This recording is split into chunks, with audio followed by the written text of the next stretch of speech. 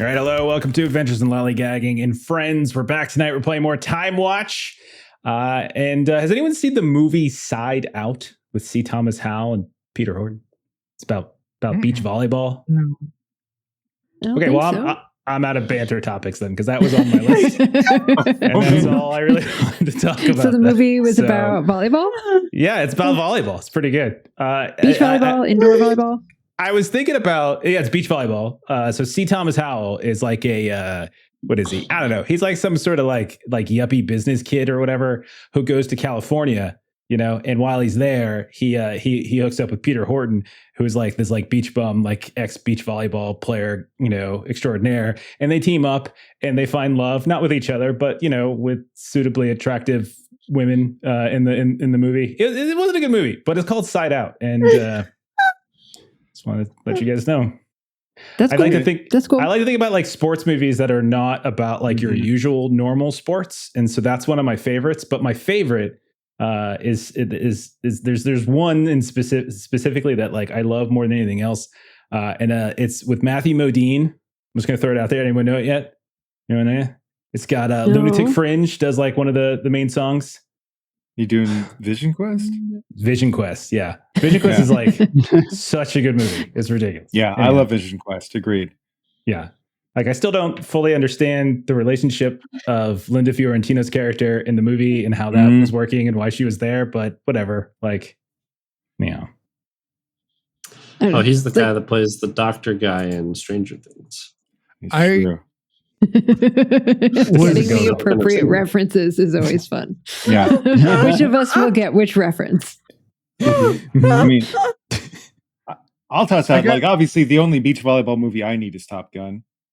Oh, see, that's a great thinking. Like I think that's the only beach volleyball I know is Top Gun. That's fair. I feel like the problem with Side Out.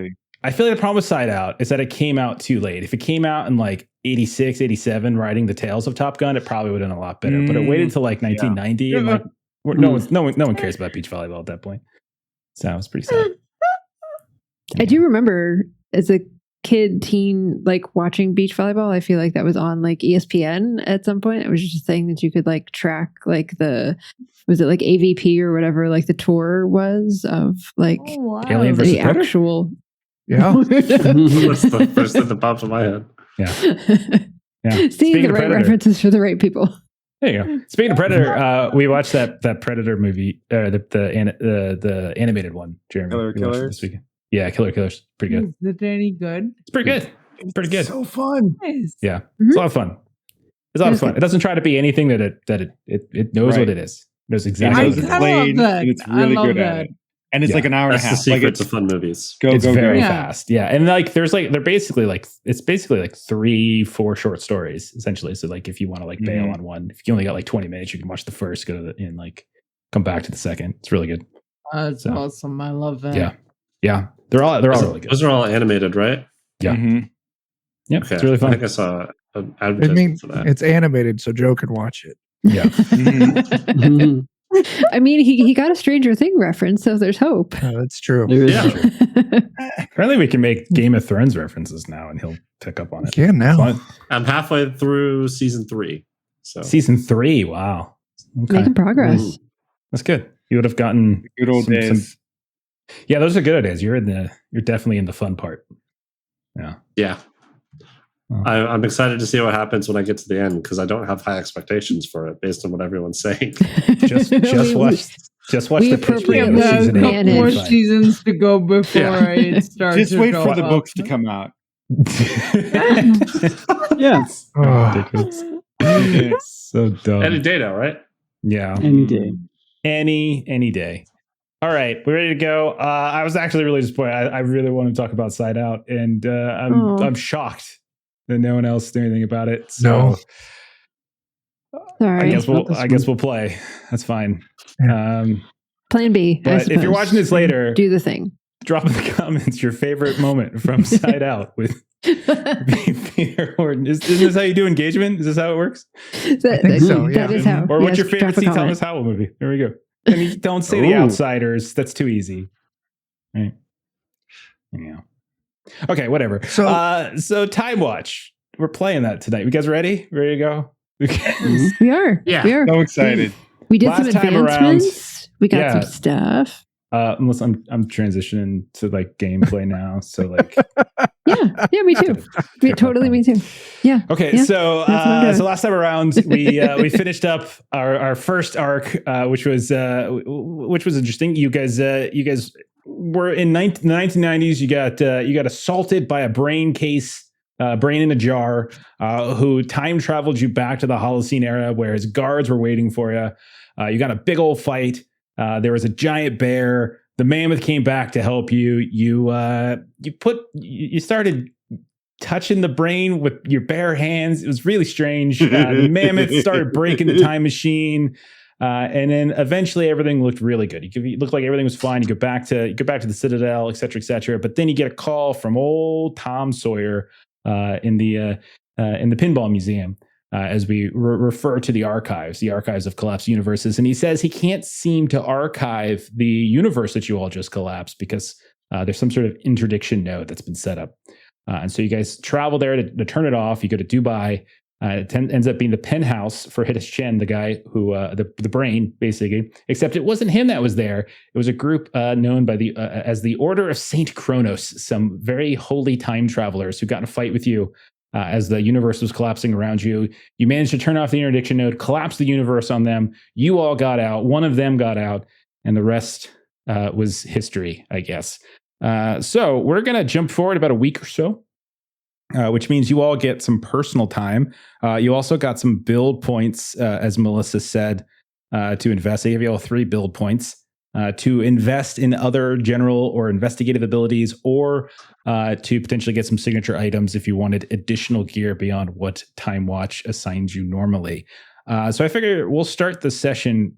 Let's just do like a little quick roundtable.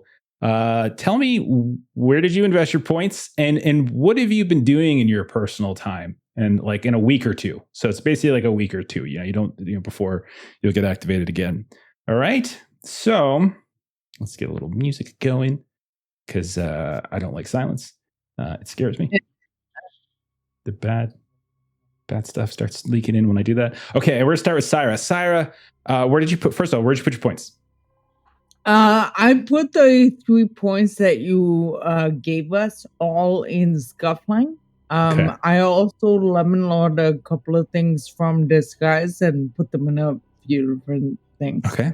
I like it. Okay. And what do you think Syra would have been doing in the week or two she has off between operations or missions? I think she's spending time with Tom Sawyer. Okay. Because they are on again at this point. I think actually taking the points out of Disguise, I think she's relenting to him trying to get a little bit more vulnerability and like authenticity out of her, because she basically thinks of him as someone that should come with his own corn subsidy. Okay. And like, so I think she's kind of like relenting a little, and so she's willing to hear him out at least. So in my head, maybe that's why she's not as good at the disguise thing anymore. Are the two of you like doing like couples kung fu or something? Like, is that how you train your? Yeah. No, we're going to dance classes together. So I was just thinking the scuffling is like you just put 3 points in scuffling, which is a major like boost. It is couples kung fu. I was thinking couples house classes, but the kung fu is way It's like crazy capoeira class or something. Dancing and fighting. Yeah, it's dance I love fighting. it. It's like something from the 27th century. It's like dance fighting. It's like some new rage. That's what it is. You wear like glow sticks and shit or something like that.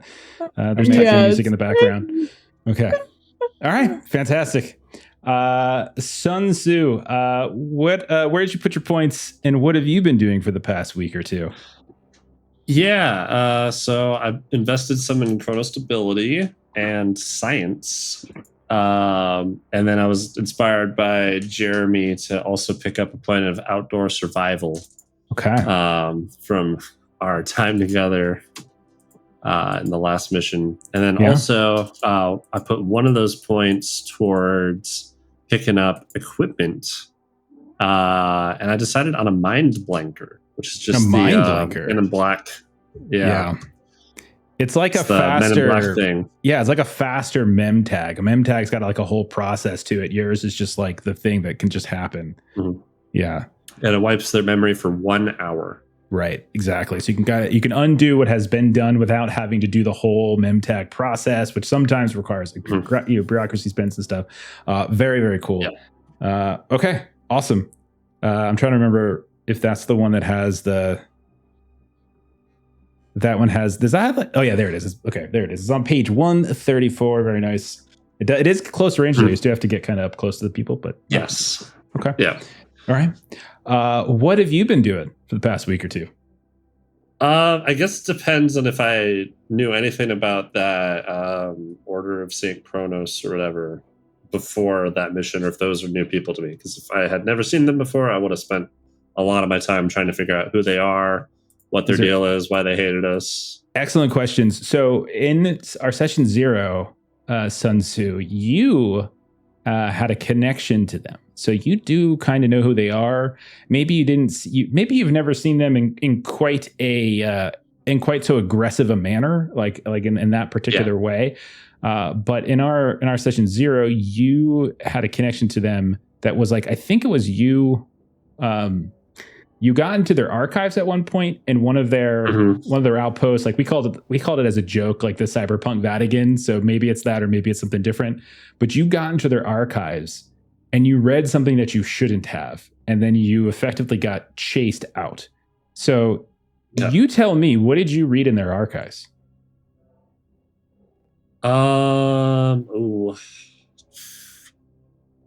Probably would have read something about, like, because they seem to favor some particular timeline over others. So I would have probably read something about what marks or like things to identify their main timeline by.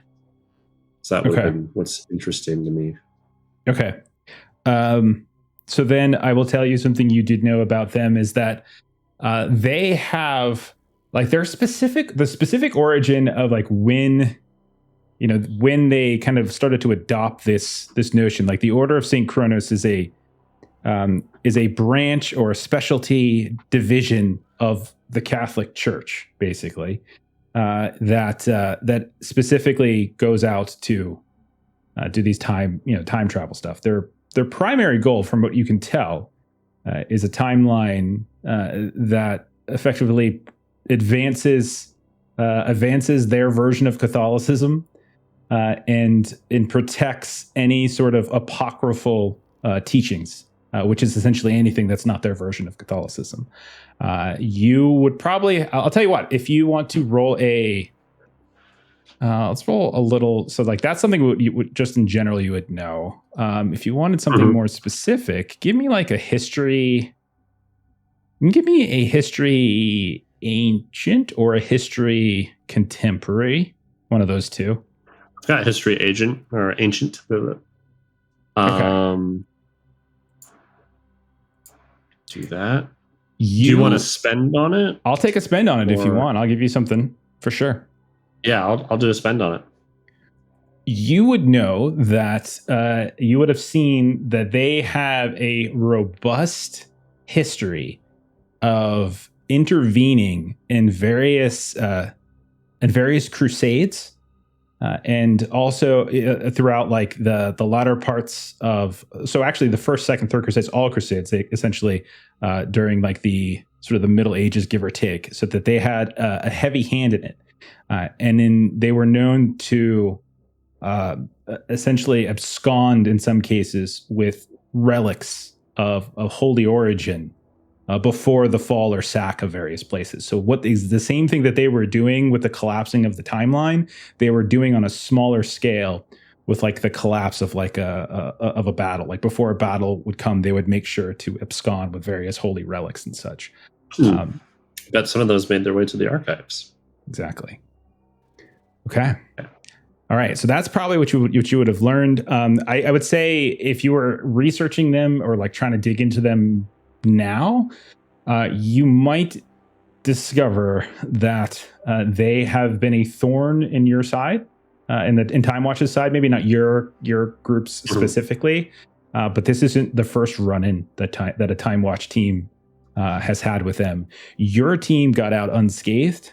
That is not the case across the board, as there have been some Time Watch agents that have not returned from missions in which they have encountered them. Okay. Excellent. Let's move on over to Isra. What did you invest in with your points? So I actually first am going to say welcome raiders from Lies You'll Enjoy. Thanks awesome. for stopping on by. For that raid. Appreciate it. So now in answer to that question, so my advancement, I put my 3 points in 3 different places. So I did kind of the things that I'm most concerned about, places that I kind of ran out of points before, was timecraft and unobtrusiveness and chronal stability. So I would say that what I've been doing over the last week is twofold. So one thing that I was doing was watching my trash show that I enjoy watching, which I have decided to name The Covert Comet. So that's kind of the reality show that was sort of in our session 0 that Sun Tzu saw that I was watching. And so now I always feel like I've got to show Sun Tzu how smart I am. Okay. So additionally, she also has been following Interstellar Orations, which is the like smart science show that she listens to, kind of a holopod podcast kind of a thing, since she's from the future. So at some point during the week, she's communicating with Sun Tzu and being like, did you catch the last episode of the Interstellar Orations? And like, this is how she's like increasing her information on like timecraft and chronal stability and like all of that stuff. Okay. Is it a like Time Watch sponsored like company podcast, or is this like a third party podcast that comes from elsewhere? I'm gonna say it's a third party because Isra's trying to get the intellectual credit with Sun Tzu, that like she's not just watching the company stuff, she's like seeking out the really intellectual information. So I like part of me wants to yes and that there is something that comes from the company, but also she's trying really hard to be smart and like show her intellectualism, and like just doing the company line feels like that might not be impressive enough. So it's a third party podcast from the future that knows about like the specifics of time travel and time mechanics, like quantum mechanics and such, right? It's like it's a little bit more theoretical in kind of what they're doing. So they're not necessarily like in the know, but it's all of the theories of all of these things. Oh, okay. All right. So they don't know anything about time travel. They're just guessing. Okay. But they're like, they're on it. If only they knew. Their egos would be even bigger than they already are. I was kind of excited that there is an actual podcasting corp that does time travel, but they only do time travel to advance their podcasting ways and to ensure that any other type of media that potentially comes into a timeline that could threaten the podcasting media, they just collapse that shit and make sure podcasting is still like the king. I like that. I'm willing to go along with that. That's funny. Okay. That's amazing. Love it. Okay. Fantastic. So we've got Covert Comet and Interstellar Orations, who may or may not be an in-the-know time-traveling consortium that loves podcasts. Okay. It's an industry plant. All right. And who knows whether Sun Tzu is actually impressed by this, but Isra's trying real hard. Okay. I think he's more impressed that you keep trying. A for effort. Yeah. There you go. The stick-to-itiveness. Okay. let's go down to Thomas Atkins. So Adam, what did you take with your 3 points with Atkins there? I took 1 in tinkering, 1 in notice, and 1 in science. Science, excellent. Tinkering, you're really good at, aren't you? I'm at 10 now. 10, yeah. I think you're yeah. So you're gonna get all that rapid deployment stuff, so you can create things and put them in play right off the bat. Awesome. What has Thomas been doing for the past week or two during his personal time? Briefly took a bit to go to the countryside and visit my old comrade Winston. Unfortunately, his house was completely full. He was had the bright idea to get involved in politics, and so I visited him for a little while, but left him to it, and then decided to go to the arcade, and then just started doing a lot of research on what has been accomplished since my time, so that I understand the way the world works a bit better, and played a little bit more of the games to and didn't look down so I could tell where the ball was by feel. Just really increase my senses. Nice. This Wilson, does he have a first name? No, his name is Winston. Oh, Winston. Oh, I'm sorry. Okay. Yeah. Yes. All right. That makes sense. Yes. Okay. Gotcha. He was in the Fusiliers with me. Okay. Okay. Got it. Very nice. Very nice. Excellent. Okay. And so you're spending time in the pinball museum? Did I hear that right? Yes. I like to think, okay, so the way I've put it in my headcanon is that the pinball museum, that is the colloquial term, the vernacular that you all use for the collapsed timeline archive that Tom Sawyer is in charge of, basically. And so they're stored like these little tiny orbs of what used to be, and you can kind of veer into them and see what they were like. Like you can kind of at any point like observe them.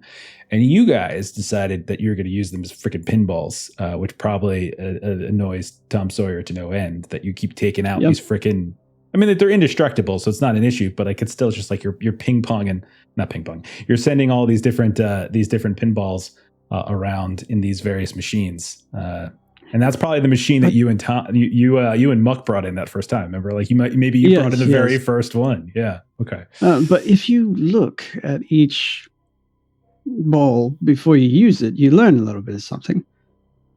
You do. You learn something, but you get to see what was going on in that.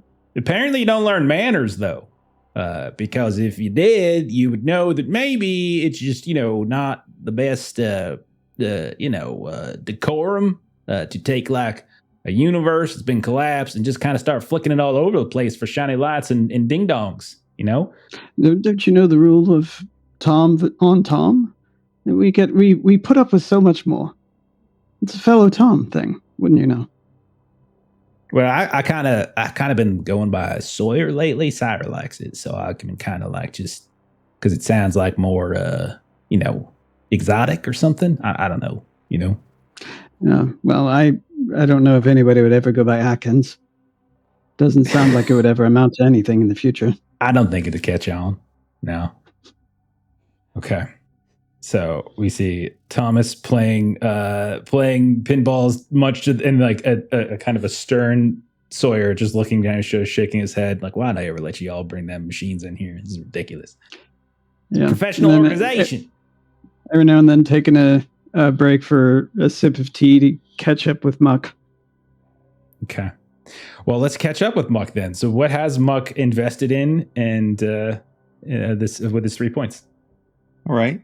So he did some spycraft because he likes sneaking about, and did some taunt because he is a caveman, so he wants to taunt some things.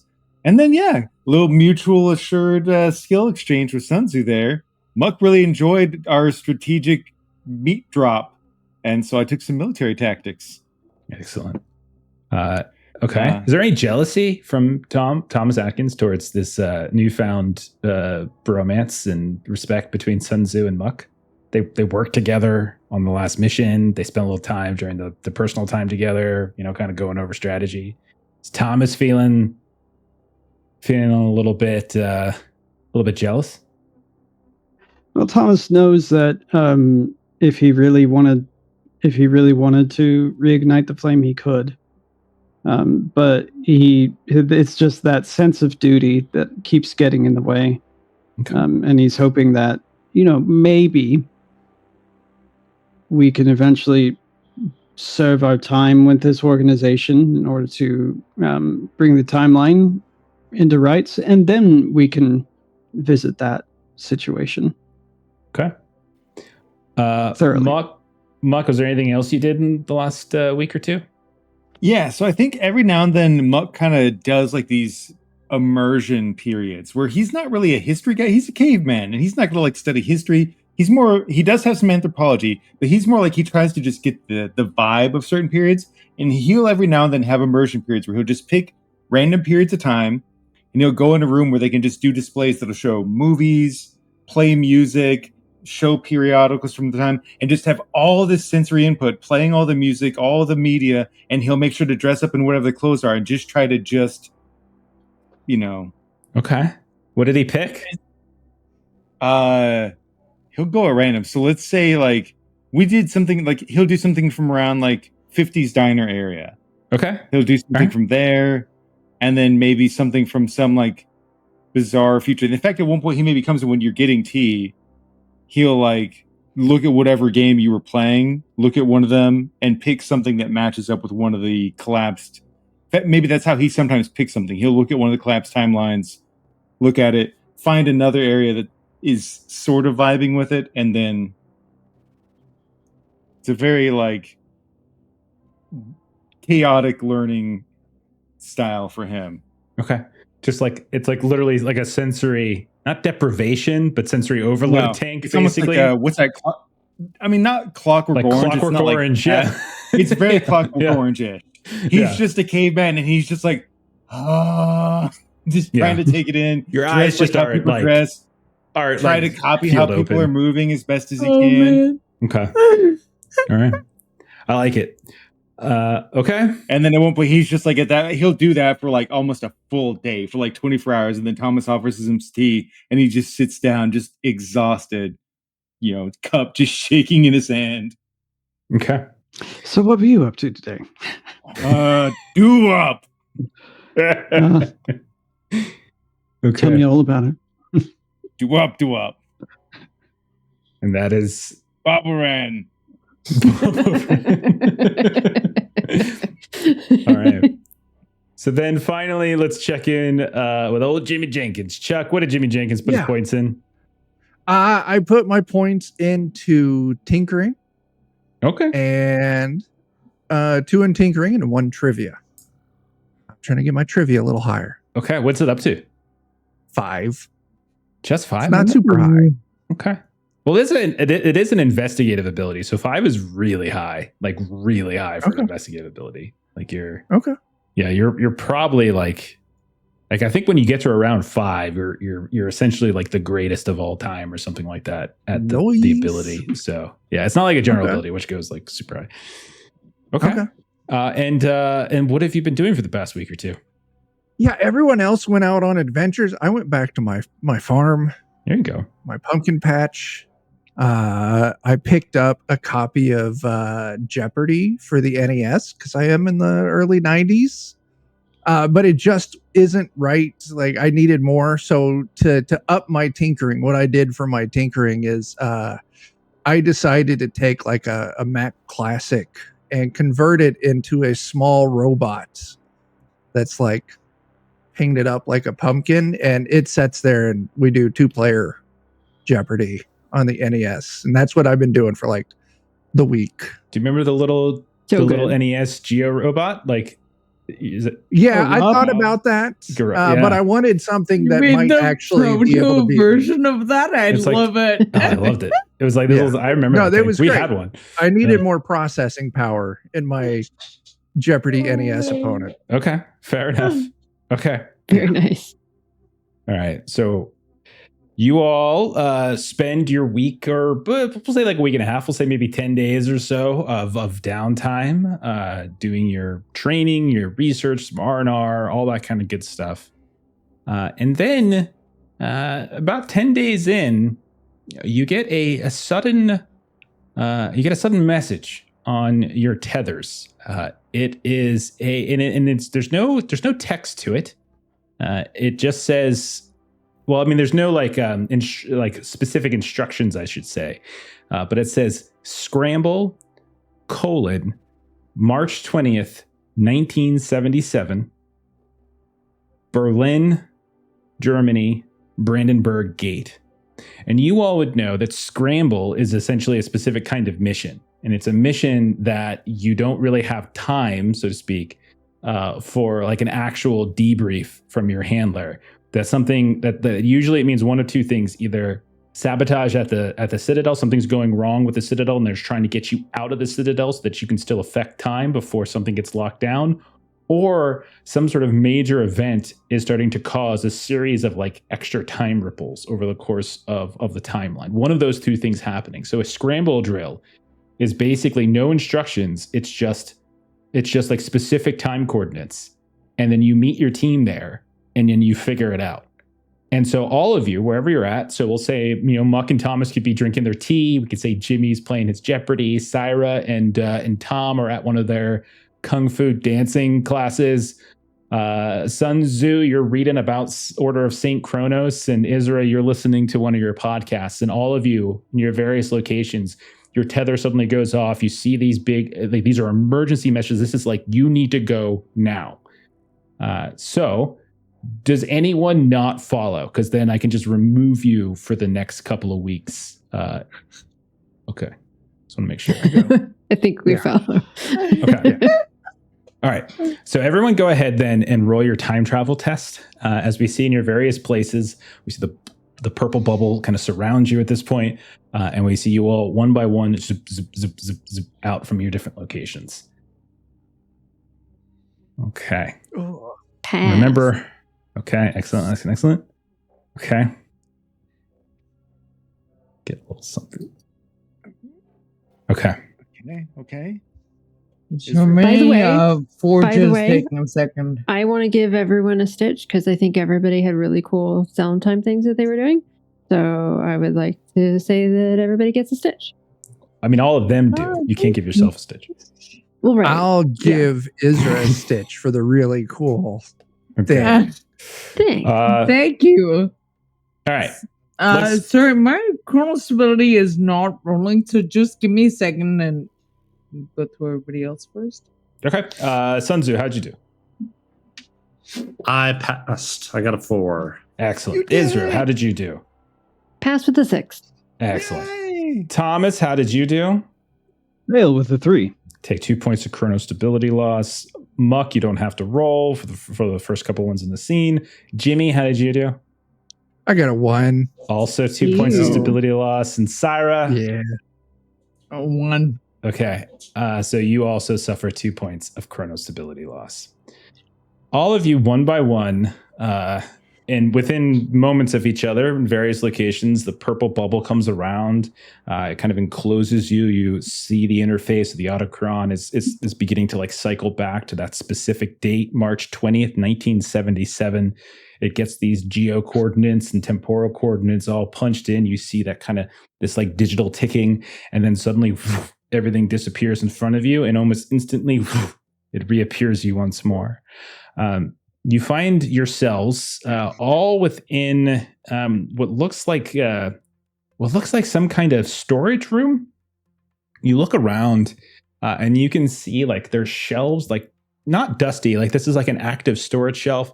It's got a series of like it looks like almost like a restaurant's like pantry storage, as you see like these big, almost industrial sized sacks of like various sugars and flours and stuff like that. You don't hear anybody, but when you look around, all of you can see each other popping up, and then like once or twice, like maybe like the shelf kind of almost gets knocked over, and we see a little bit of like flour dust into the air as all of you quickly appear in this little storage area. Immediately, you can see that there's a way out of here. Obviously, this just looks like a restaurant pantry of some kind, just for storage. You hear the sounds of muffled voices, like loud, extremely loud voices, like this, like a wave of them, like something crazy is happening outside. You don't hear anything nearby you or through the door that goes probably, you presume, into the restaurant. You don't really have anything of clarity there. What are you all doing? Are you saying anything to each other, or is there anything you want to ask about current context? So we know we're in Germany, right? Germany, March 20th, 1977. So Sarah's gonna say to everyone, we need to see if we can figure out if there's some kind of anomaly. If we were sent to a scramble, something big and unexpected has happened. Pleasure to see you all again, as usual. Good point, Sarah. Good to see you. Good to see you. This Hello. is As well. Jimmy and Tom. This is a bit more your timeline here. What could be going on? Yeah. What side of the wall are we on? Oh, actually, Sarah's from the 80s, so... Yeah. Oh, yes. Actually, the three of you. Yes. Yeah. Nice. I have same questions, Jimmy. Same century, but quite a bit of difference. So basically, the Brandenburg Gate specifically was located kind of like in the restricted area. So when the wall was essentially created, it kind of obstructed the Brandenburg Gate in some ways. So it's less about being on east or west. You don't really know, in fact. So the Brandenburg Gate itself wasn't specifically deemed to one side or the other. Just being within this pantry, there's nothing here that you could look at to necessarily suggest that you're on one side or the other. You would have to kind of do a little snooping first. Okay. Is there any oregano in this pantry? It does not look to be, no. If you take a quick look around, it looks more like it's a bakery, you would guess, just judging from what's everything that's here. You can see like there's lots of flour, sugar, oats, things like that. Okay. Is there like a window or anything to look out? No, there's no window. There is a door, however. You're free to leave. I'll just walk out the door. Okay. You step out the door, Jimmy, and you're immediately shot by 1,000. No, you walk out the door and you find yourself in an empty, completely empty cafe. You can see that it's a fairly quaint, small cafe, which makes sense considering the size of the pantry itself. You can see that there's a display case that definitely has some freshly baked goods of a variety of kinds. You can see German language all over the menus and such, but there is nobody in here. But you do see light pouring in through the windows to suggest that it is daytime. Yet no one is here. But we heard voices, didn't we? Yes, you heard like distant, like a loud crowd of some kind. Nothing through the door immediately. I'll get a pastry. Just real quick, does our impersonator mesh, do we have to like say that it makes us look like we're from the time, or does it kind of automatically? Your impersonator mesh will automatically make you into a a relatively familiar thing. You can definitely flavor it though. Like if you guys decide that you want to say, it's not like a disguise kit that means you can automatically look like somebody. Mm-hmm. It's just something that kind of blends in with the crowd. So like if you go into a science lab, you're going to look like scientists or like janitorial staff or something like that. So if you so you're automatically going to kind of look like it. It's the 70s. It's Germany, so you probably look in some ways of that style. It's also March, so it's like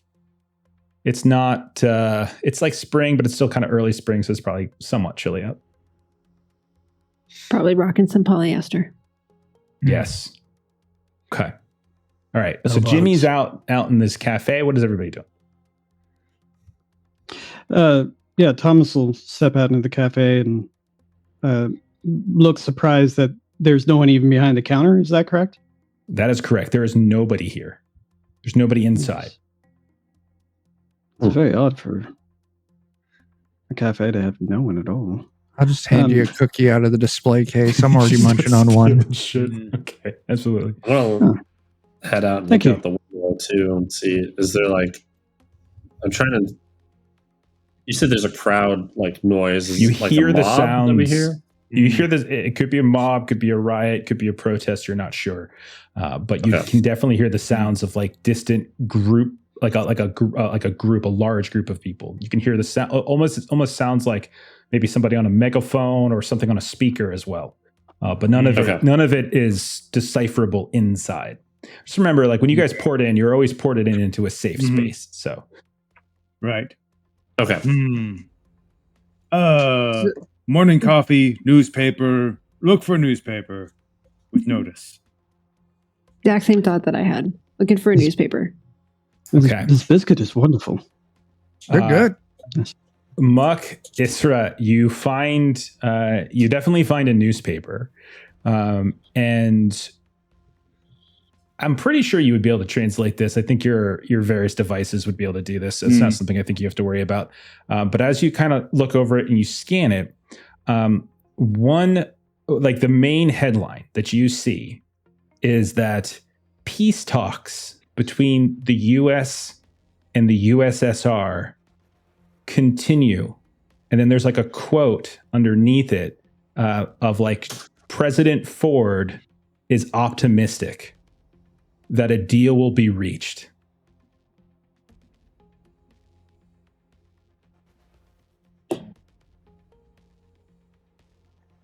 Okay, It's a bit early.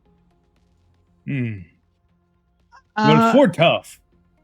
you have picked up Sarah, that look at 20th that century. headline, and Anybody can look at it. That's fine. Yeah. Peace talks. Do I need to spend a trivia to point out that Jimmy Carter should be president in 1977? I was wondering You do what not. history spent for the same thing. Neither of you have to make a spend for this. No. If you know it, that's totally fine. Like you don't have to make spends for it. But yes, both of you was very quickly recognized that it's March 1977. Jimmy Carter would have just gotten inaugurated back in January. He should be the one who's currently in office, but it says President Ford. Also, there were no known USSR peace talks in 1977 either. Okay. There is an additional spend here if you wanted, but this is more just I would give a spend for notice as well. If anybody noticed. Okay. So Muck, as you start going through the newspaper, there's a lot of like local issues. It's definitely referencing things like protests around the wall. It's definitely there's also like just basic local news about like a crime here or a situation there, etc. But one thing does catch your eye. It's on the second page, like the main page, the front page of the newspaper definitely seems to focus on this big USSR peace talk thing. But on the second page, you notice a story about the world watches in wait of like voices from the moon. It says it's like a weird translation glitch. Maybe you're not making sense, but it looks like the world is awaiting some kind of communication or some kind of message from Grissom Station. And it gives this it gives some sort of story about sometime on today. So sometime March 20th, the world is awaiting a message.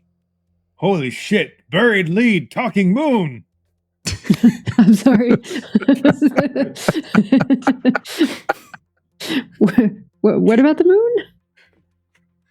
Just always look past first page. Bullshit first. Nuts and berries after. Second harvest. I see. Okay. All of you 20th century people, I'm assuming there was not a Grissom Station. No, there wasn't. There shouldn't be peace talks. Ford shouldn't be the president, and there should not be life on the moon that we're expecting to hear from. We should go to the library. Before en route to the library or to wherever, Sarah is going to, when she steps aside, look for the source of the noise. Okay. People. When you step out, you can see that there are streams of people moving in the direction like we'll say southward. And you look south, and you can kind of see above some of the like in the distance. You can see the top of the Brandenburg Gate. Like it's not like you can't see the whole thing. In case you guys aren't familiar with what this looks like, I will share with you a basic photo so that you can see it. Kind of what I mean. So what you can see from a distance, Syra, is like the upper portion of like where like of the actual gate itself. And you can see like flags flying and such. You can see the German flag, etc.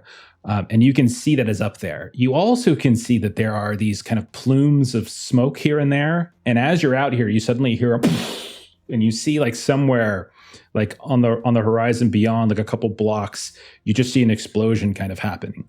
And you see this like stream of people, some of them on the street that you're on, some of them coming out from these alleys and these crisscross streets. All of them are streaming in the direction of the Brandenburg Gate.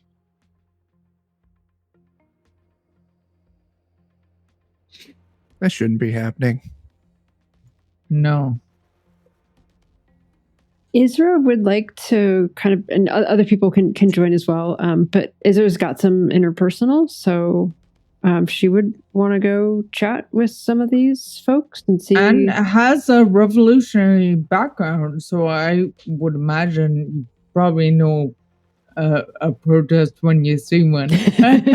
Any version of Death to the Strong is her vibe. Yeah, is certainly is her drive. Is certainly her vibe. Sarah's definitely coming. Okay, sure. So you try to flag down like a group of people, and you'll see one of them will pull off. You'll see like a young German man, probably of college age. And you can see he's sort of dressed up in like this almost kind of German expressionism clothing. It's just like black, and he pulls off to the side and he says, and he looks at you and he's like, hello. And he's like, you could see he's like kind of cheering and very happy. Like he's like, yeah. And he seems very exuberant. And he's like, come. There was a tiny part of me that wanted that to be Lucian. Not gonna lie. I don't like doing crossovers. I like every show to be independent of others. Tiny part of me. Okay. But you see him. Isra would point around to everything and say, "Was ist das?" They're kind of asking, like, what is this? Yeah. And so obviously your translator and everything is going to easily convert all of this to German. But when you ask that, he'll be like, was are you? Did you just wake up? The wall, it is down. It is down. And he's like pointing in the direction of the gate. And like, we are unified. He's like screaming in your face.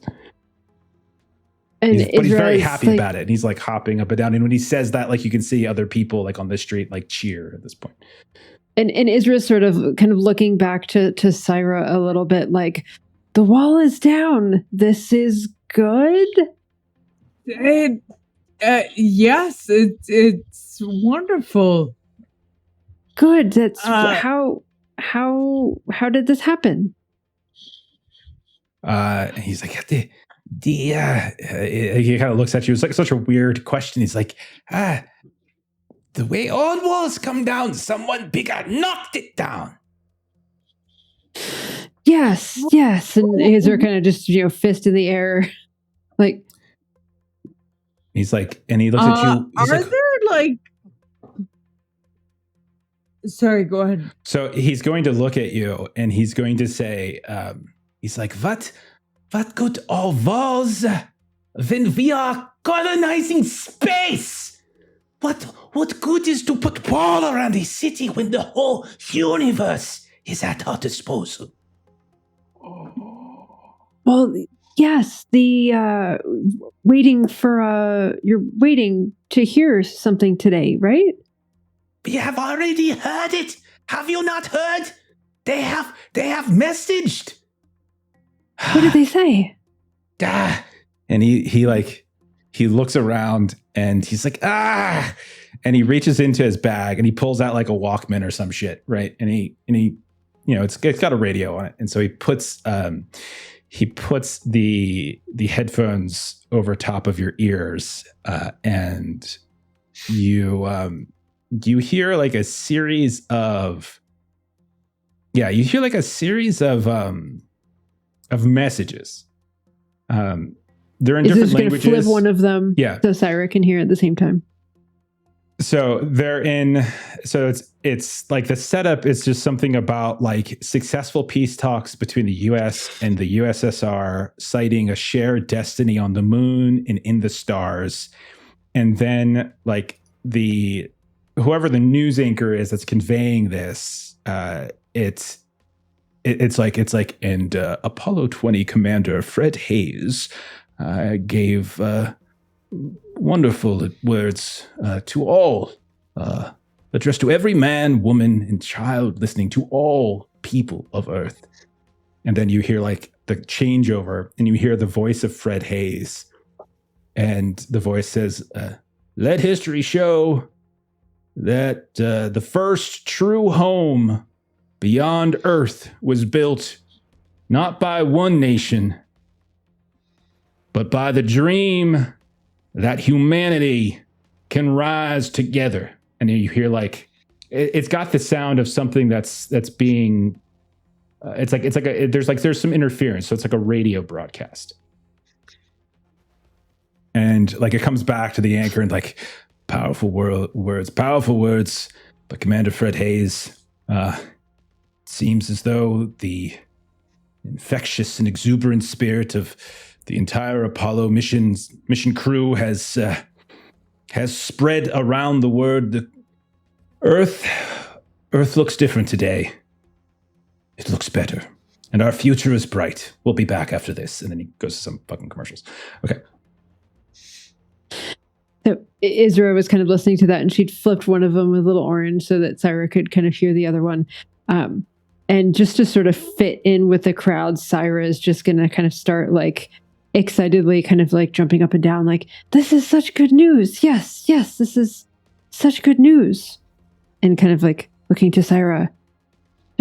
Who is looking a little bemused and not doing much to cover that she's kind of bemused.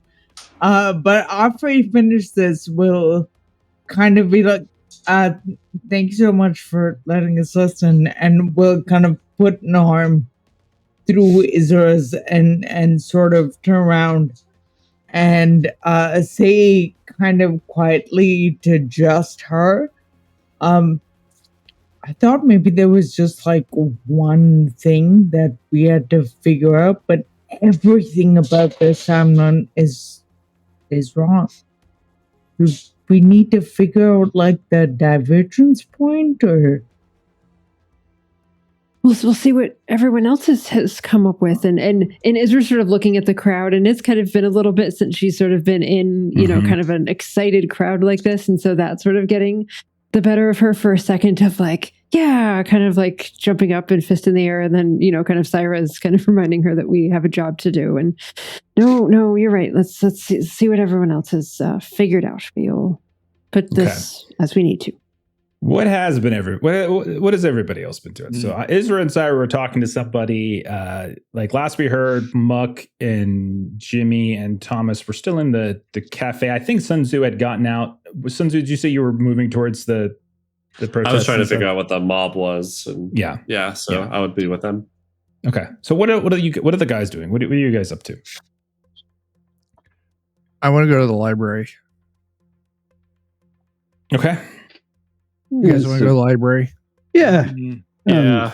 You go ahead. It's Go like ahead it's and the ask. president. I feel like Biblioteca. our events diverged way before today. They had to have. Yeah. So that's You go like touch books. moon I touch missions people. that didn't happen, and a president that won an election. I'm assuming that he lost. The moon can talk. Yeah. Oh, I thought it was space. Oh, Oh. shit, moon can talk. Majora's Mask. Oh, wait, sorry. Joke. Okay, so Sun Tzu and Jimmy are looking, or wait, no, Jimmy and Thomas were looking to try to locate a library of some kind nearby. Yeah. Okay. What about Muck and Sun Tzu? I know, at least for me, I kind of actually want to use my newfound spycraft to you've got this big crowd of people. Yeah. This seems like the huge sort of thing that you've got. Like, you get celebration. I'm sure there are dissidents amongst that group that are watching from like little corners, and he kind of has an idea of like what corners they would station themselves to look at. He wants to find the people that look like they don't like this, see if he can locate them, and see if he can kind of like saddle up against them and, you know, get a different avenue of information. Yeah, you would think that, but when you start looking around, you don't find any. You come over and you can see, first of all, that there are holes in the wall, and the wall has been torn down in some places. You can see that there's a wall on the other side, and in that like death strip middle, you can see there's groups of people from east and west that are coming together and celebrating. You hear the sounds of explosions happening further to the north and to the south as various other spots where they're like kind of blowing up various mines and things like that. You even see some of the guards that were occupying these towers are down and kind of sort of like dancing around here and there as like there's music being played. You can see that there's like this sense of like joviality here that you don't see that kind of thing. Muck. But people are assholes. Not today, it seems. Okay. I mean, that's at least what he would initially be spending his time doing. Is he just Muck assumed there would be something like that, and he's quite pleasantly surprised to be wrong. Okay. What about you, Sun Tzu? What are you up to? And that was kind of close to what I was gonna see if there was any like, you know, hints that it was going violent or anything. But doesn't seem like there's anything. Violence, but it doesn't seem to be people on people violence. You can see that there are people with construction equipment, sledgehammers. You can see others are like people are like bringing like a big old garbage truck. They're slamming into the wall here and there. You hear the sounds of like a gunfire go off, and then like an explosion that becomes more and more distant. There is violence that is happening, but no one's attacking each other. Nothing like that is happening. No, there's this grand sense of positivity. What was the skill? Is it timecraft to search for like radiation, like coronal radiation stuff? Sure. Yeah.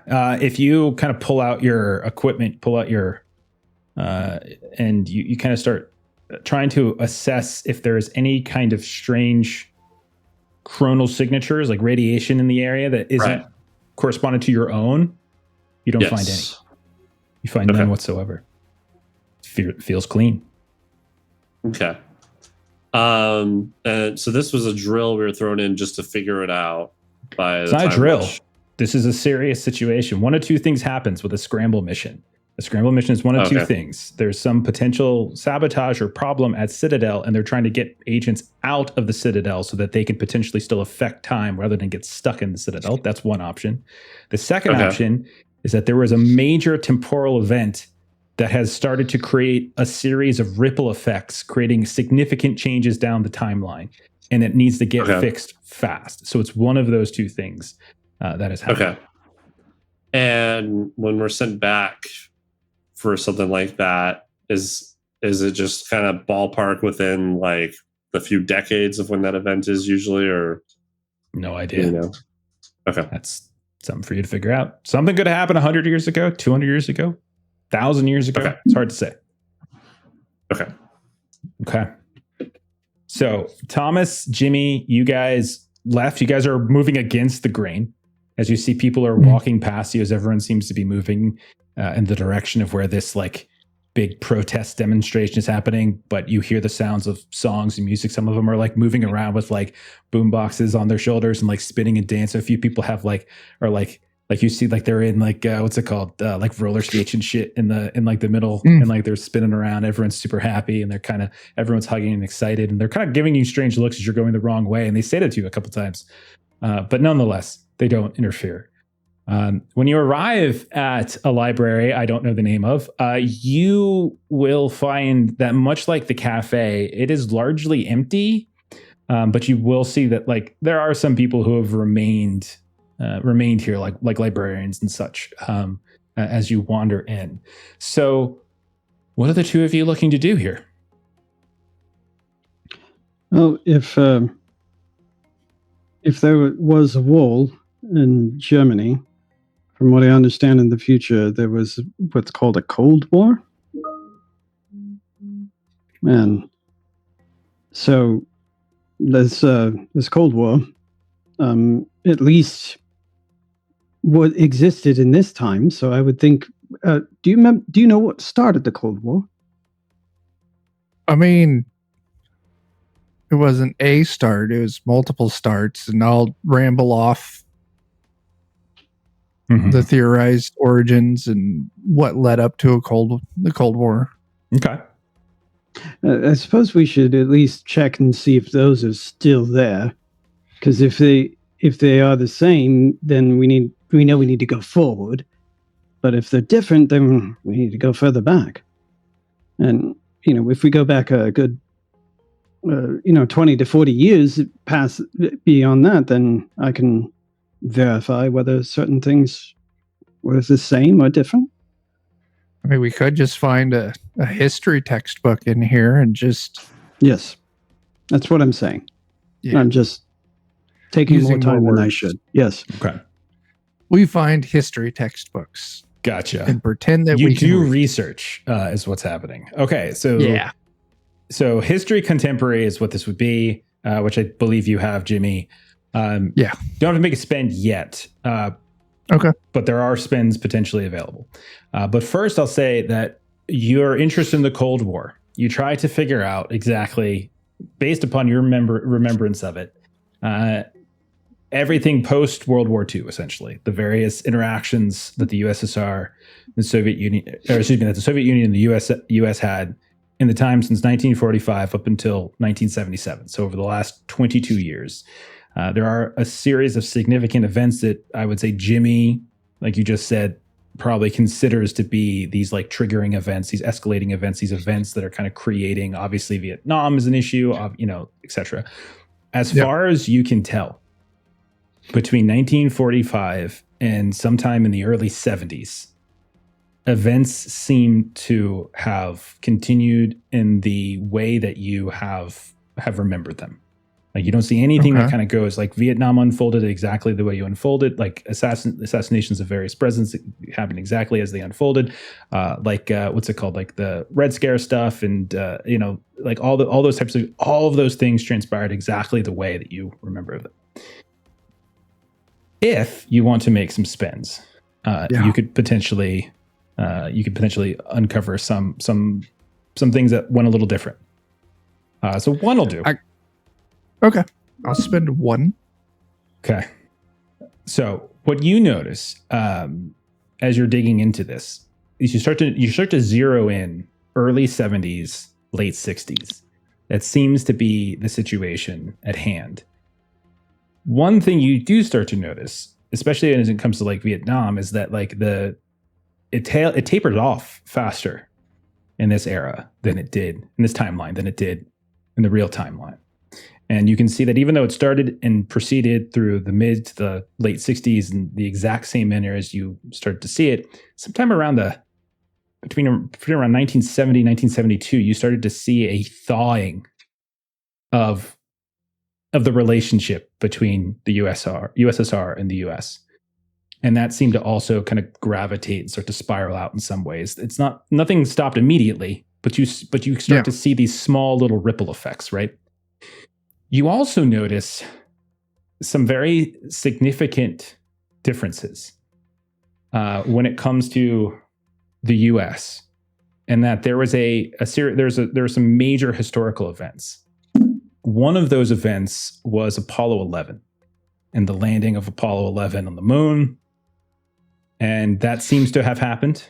But then you notice around Apollo 13, things get a little different. So apparently Apollo 13, as you would recall from your 1990s days, was a very good Ron Howard movie with Tom Hanks and Gary. Tom Hanks saved the day? Apollo 13 apparently had a very successful mission. There was no fuel explosion issue that they had to deal with. There were no nearly killed astronauts, nothing like that. And apparently their mission was to scout a construction site for Grissom Station. And you also notice that Apollo missions 18, 19, and 20, which in the real timeline were canceled due to budget issues and various interests, actually went on. And I can give you something a little bit more specific if I can find what I was looking for. You find that Apollo 13 was supposed to identify an optimal site for further construction of a moon base named after Gus Grissom, who died, I think it was Apollo 1 fires. I think he was one of the ones in the Apollo 1 fires. Apollo 14 was delivering various prototype construction modules to the site and all this automated terrain prepping equipment. Apollo 15 was deploying the first lunar rover, which, according to your timeline, was early, and was beginning structural groundwork for the base. 16 was expanding it and was installing solar power grids and such, and all sorts of these deep drilling operations.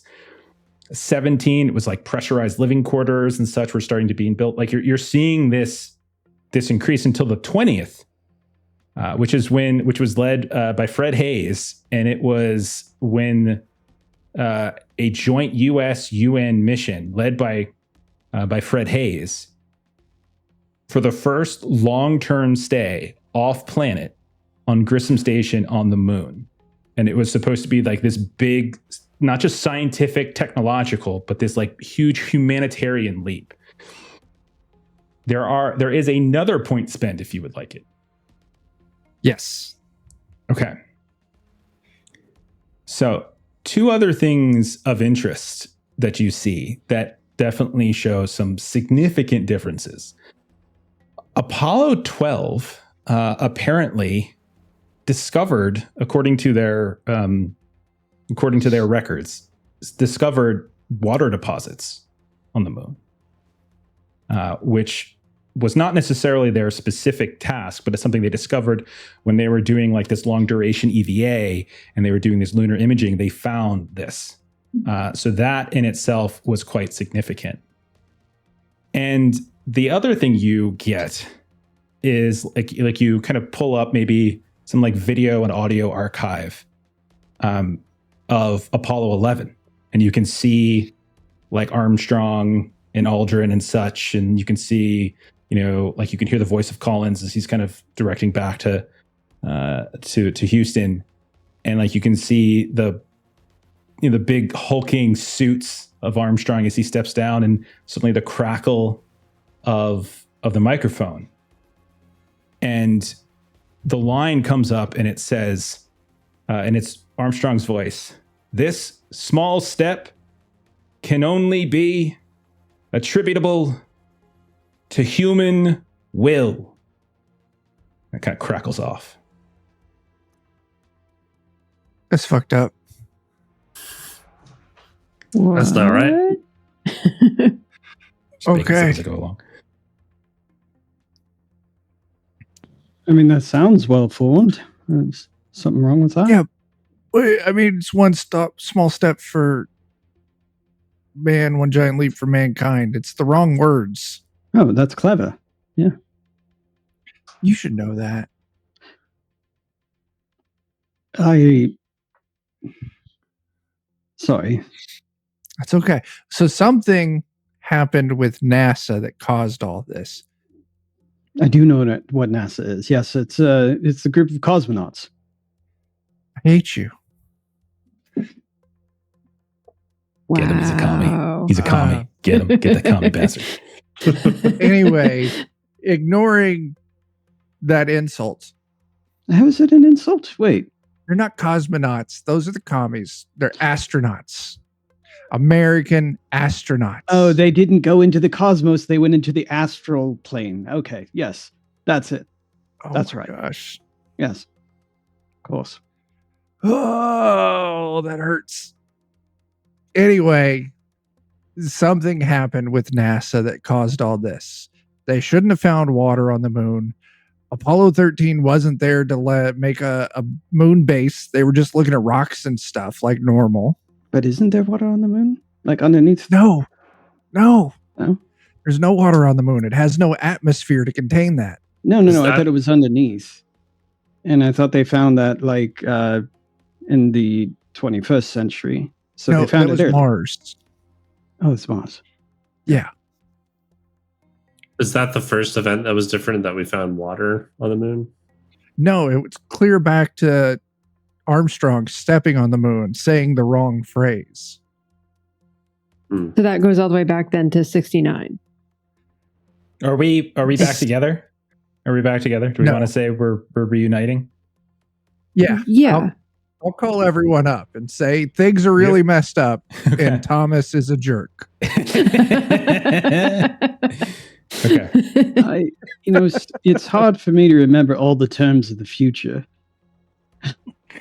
Yeah. What year are you from again? I'm from the 1910s. Super advanced. Oh. All right. I'll let it slide a little bit. Right. I mean, I'm right. Like that's when World War One was, right? It's the 1910s, or Yes. is it the 1900s? No, you're good. 'cause That that's- makes sense. Which means you were Okay. born even earlier than that, because that's when you were at I war. was Yeah. So. born 1890s at some point. Yeah. Yeah. Yeah. I was born in the 19th century.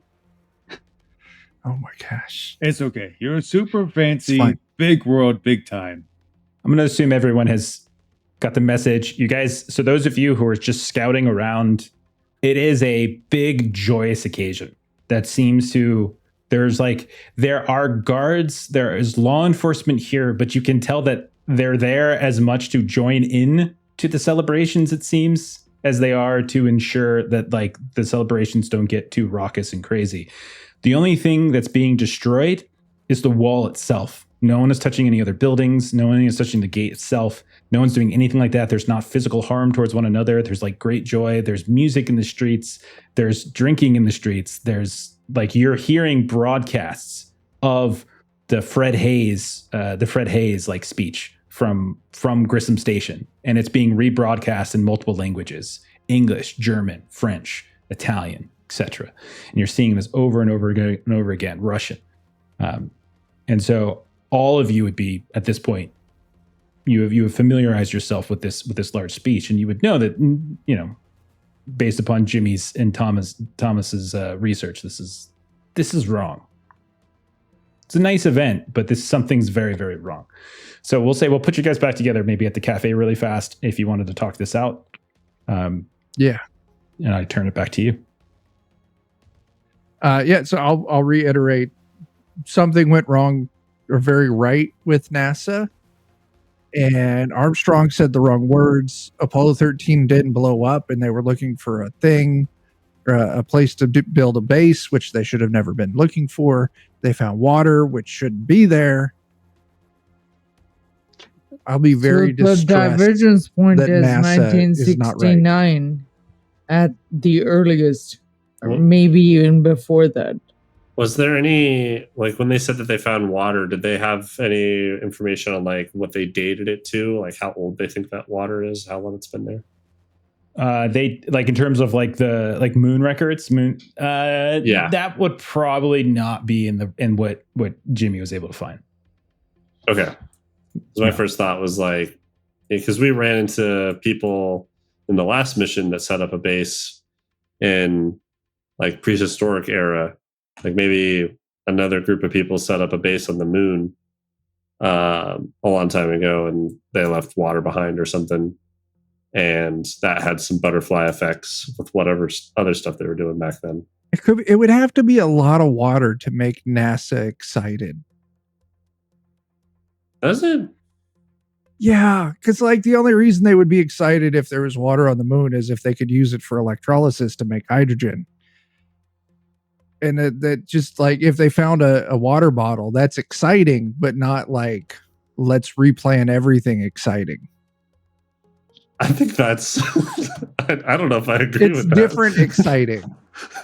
I mean, they would probably be very excited over even a minuscule bit, but to the point of Right. being able to support construction efforts. Well, I think they would we be need excited to by figure whatever out implications that would what- have. what All the too divergence good was Lie. before we figure out why it happened. Everyone moon is so thing is happy hoax. and excited. But it's And- not right. They're ending a war, a Cold War, but still ending a war. That's nice, but it's not right. I want Buck to have a stitch for denying the moon. Go ahead.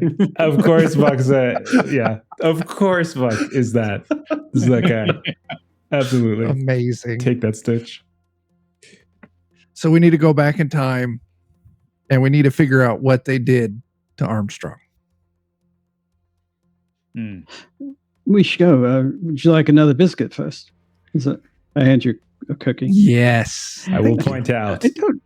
that the longer it takes you guys to fix this, the more ripples that happen and the bigger an issue this becomes. So like you guys don't I know you're time travelers, but you literally don't have all the time in the world. So things ripple out like crazy. So Sarah's right. We need to go back at least to 69 US. Where do we go? When? Where? NASA? Houston? To NASA 1969. Yeah. Let's go to Houston. As good a place as any. You guys would know that Houston is mission control, and Cape Kennedy is where the shuttle takes off. And you but would I don't want to know go to that Florida. Pacific Ocean-ish is where it comes back. So Do one of us have to go to moon? Verify? No, maybe. Not right this second, maybe later. it seems like Yes, we can, can't we? we Because you don't have the made- equipment for it, you need to procure potential. But yeah, you guys can potentially go to like different, because you guys can literally go to different planets and timelines and stuff. You just need to get the equipment for it. the people making the decisions aren't on the moon, so we probably want to go back to wherever those people are making those decisions. 69. So just to clarify, that would be a yes, that it would be Houston would be where we would need to go, because that's where the decision maker people be. Well, either that I or think. if we stop them from discovering it. Plant our own observation device on the whatever stupid shit you call it, goes to moon. But we put on a camera, prove it's fake. I The see. ship, I see what put you're it on the ship. Yes. Is Muck saying the moon is fake or the moon landing is fake? The moon Both, landing is probably. fake. He thinks this is all some bullshit lie people concocted to get people. Because the whole reason his thing started is because a solar eclipse caused the tribes to unite, right? Muck's Supernova. whole identity is based on the round that some giant cosmic event was a lie to get people to join. Right? So of course he thinks this is fake. Okay. I like how Muck has So- not been at all changed or convinced by working for a time travel agency Right? that has access to all knowledge, human knowledge, basically of all time. He What does binged time have to do really with the hard. moon? I mean- in certain- First thought, conspiracy. Second thought, let's disprove the conspiracy. Third thought, let's find the solution. Okay, what do you guys want to do? 1960s Houston. Poke around NASA, see if we can find anything fishy. Okay, when do you want to go back there? Do you want to go back there at the launch, before the launch, after the launch? I'm not going to Before the launch. Okay, I'm not going to read you guys over the Coles, just so you guys know that it was July, 20th, I think. Was it 20th? 20th was the when- landing, so yeah. Was the landing. I'm Um, trying to remember when. 24th, I think, was when the return. And I think the 16th was the launch. I guess so. The question is, do we want to be at Kennedy Space Center, trying to see what conversations are happening around the launch, where he's going to be, where all the astronauts are going to be, or do we want to be back in Houston, where all the decision makers are? Really, if I had my vote, I would say where Armstrong is going to be. So probably where the launch is going to be, because he's the first clue we have that something is different. Mm-hmm. So we need to go check him for brain worms. like So what do other people think? Do we want from to go to Houston or do we Futurama, want to the go brain to slugs. Florida? I happen to be partial to Mark's idea of planting a device on there that doesn't find water. Because if they don't discover it, then they don't discover it. Okay. I will admit maybe it gets there, but all of this other thing, no. Too good. People telling a story. Okay. Guys, where are we going? Yeah. I tied Cape Canaveral Yeah. 2 weeks before the launch. Okay. Go ahead and roll a time travel test. Everybody who needs to. Muck, you don't have to. Everybody else should have to. So we're going to so early July. 2 weeks before would put you. You guys could go 4th of July. That would probably be better. But you guys can go essentially July 2nd, 1969, Florida. That's a pass for Isra. And, Everybody pass? I passed. Success. Okay. I passed. Yep. Okay. One of the things you guys would also notice, Jimmy, I would say you would notice this because of your trivia. Yeah. You guys expect to go to Cape Canaveral, but you are in fact going to Cape Kennedy because so you would know, Jimmy, is trivia that Cape Canaveral was called Cape Kennedy from 63 to 73, but it was changed at the prompting, I think it was LBJ, it was at the prompting of it around 73 into Cape Canaveral. But in 1977, as you guys, actually, no, wait, yeah, if you're going back to 69, it would be Cape Kennedy. Sorry. Okay, I confused myself. Got it. But you guys are going Cape Kennedy. You guys are going to Cape Kennedy. Yeah. Okay. But it will in the real time in 73, I think it changes to Canaveral. Okay.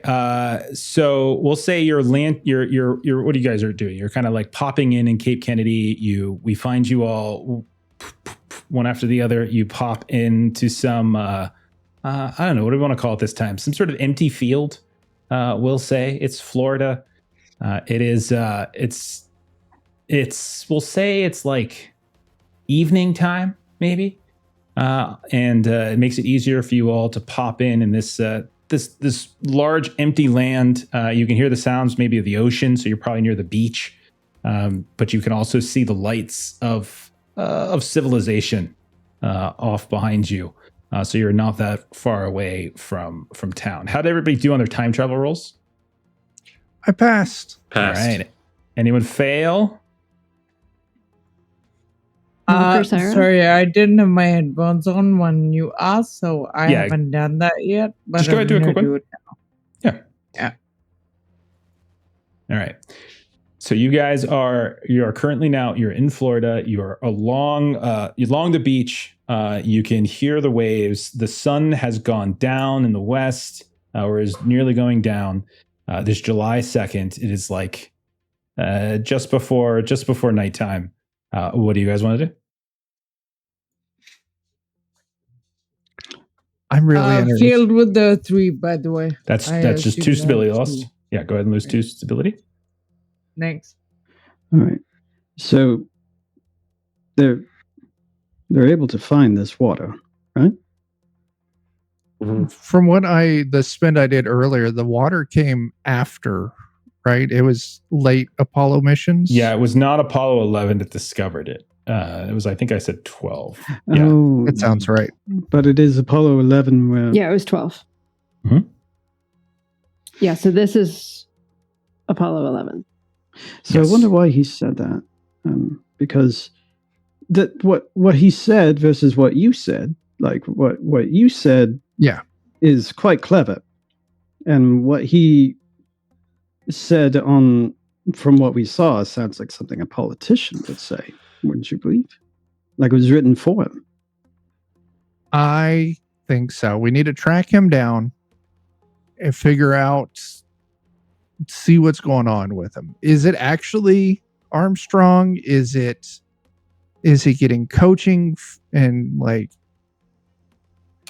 this? I don't think this is going to be our last. Well, we're going to have to go farther back, but we need more information first. Very well. Lead on then. I will become a scientist. Jimmy, would you like to make a... Man, I want to charge a lot for this. Would you like to make let's just call it 2. Would you like to make a 2-point trivia spend? Heck, yes, I do. Jimmy knows all the things. As Thomas, well, he would know the things that don't necessarily fall under a different category, like the history categories and stuff. As Thomas, asks you questions and talks about the quote and how it sounds something that's political, it dawns on you that the quote, well, it's not so much a political thing, but it does sound strangely familiar to you, actually. And it reminds you of a movie that you saw once. And you're pretty sure the line wasn't exactly the same because it wasn't human will, but it was human error. What movie is it? The movie was a movie called 2001: A Space Odyssey. Oh, snap.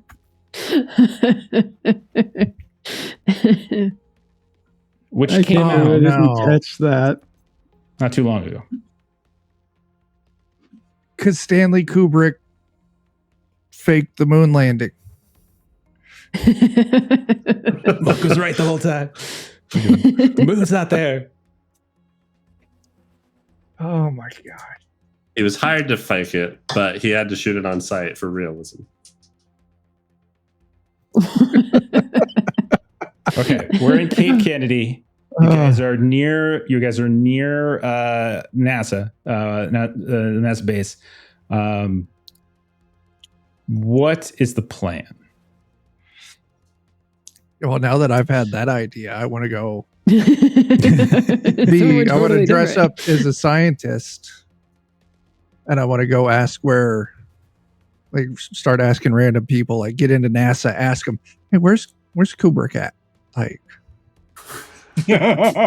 So, in terms of investigative stuff, Isra's got both some authority and some bureaucracy. So, I'm definitely willing to do some spends to get us, obviously there's security and things that kind of go into being in a NASA location. Yeah. So I've got forgery that I can also, I'll kind of dump whatever I need to in kind of technical and interpersonal stuff to be able to You want to get us some forge? credentials. You want to try to forge Yeah. a badge? Okay. Yes. Okay. Make your spend. Okay. Do we want to say that you do do you would you say you have the I don't know if you have the equipment on you to do it? Would you zip to it like we did with Sun Tzu? Would you zip to a different era and come back? Yep. Give it I a will yield, zip. I will zip Kinkos. forward. Okay, and you'll zip forward, and then you'll come back with a Cape Kennedy era 1969 NASA badge. That's what you're looking for. Okay, give me the time travel test to do that. Yes. There and back. There and back again. Okay.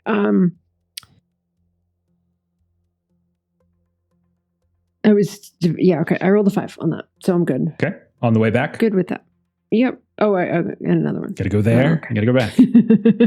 That's right. It's a 2-way. Oh my Okay, gosh! you're good. I rolled a All right. 5 on the way out, a 6 on the way back. You come back, and you do in fact have a very an authentic Cape Kennedy badge. You could very easily get into the main flight area. Okay. Is it possible for me to get enough for us, or that just gets one done? like from I a will volume because you made the spend and because you did the time travel test. I'll say you will get enough for everybody. I will say, however, that it will not take you into the the crew quarters, because you would know, and I would say Jimmy might know this, that I think it's 3 weeks prior to launch, they're essentially sequestered in a specific training building, so a flight crew building. But you can get into you can get into basically anywhere else, but you can't necessarily intermingle with Neil and Buzz and Michael. We're on first name basis. If Jimmy knows that, can I use my preparedness booster flashback to get access to the flight thing? No. You cannot get like badge access. So the only because there's no way for you to get badge access, but there is way for you to potentially this isn't saying you can't get inside. I'm just saying you wouldn't be able to get a badge that gives you access. That's something that would be highly regulated. Sure. Okay, so Isra will kind of come back and hand out everyone. We're at least set so we can look like we belong, and we've got the credentials if anyone asks to look more closely. Can I do a research spend to see if the findings that the Apollo mission made on the moon landing line up with our timeline that we're from, like the true timeline or whatever? Jimmy already did that. He can definitely find that the Apollo missions themselves diverge.